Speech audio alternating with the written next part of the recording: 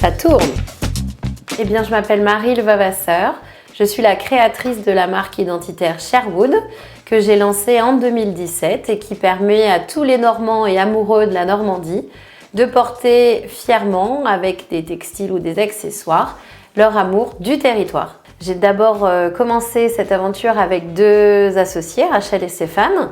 Et puis l'année d'après, je me suis retrouvée donc à la tête de Sherwood en mode solo, une vraie entrepreneure prête à tout défoncer.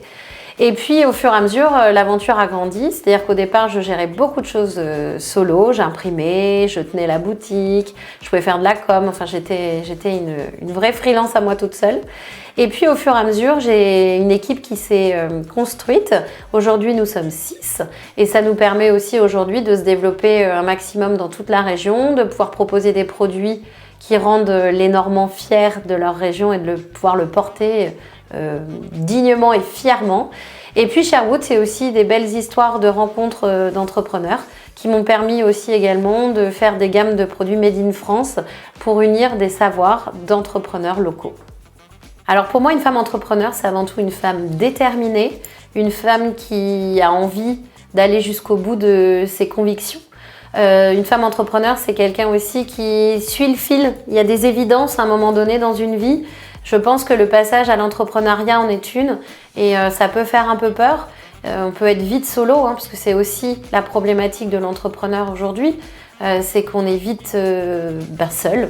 Moi, je suis entrepreneur avec des salariés et je peux être rapidement seule aussi parce qu'il y a des choix à faire, des décisions à prendre et qu'au final, le grand boss, ça reste toujours soi-même. Mais la femme entrepreneur, je lui dirais surtout de se faire confiance et puis même s'il y a un échec, j'en ai eu avant aussi, avant Sherwood, garder de la motivation et croire en sa bonne étoile.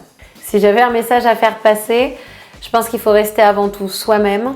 Savoir aussi que c'est pas forcément drôle tous les jours d'être entrepreneur, mais que c'est un kiff tellement énorme et qu'il faut pas avoir peur aussi d'avoir des échecs, puisque ce qui est échec aujourd'hui peut aussi nous apporter de la force pour demain.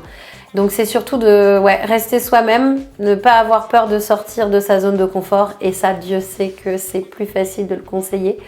Mais voilà, rester soi-même, déterminé et à fond.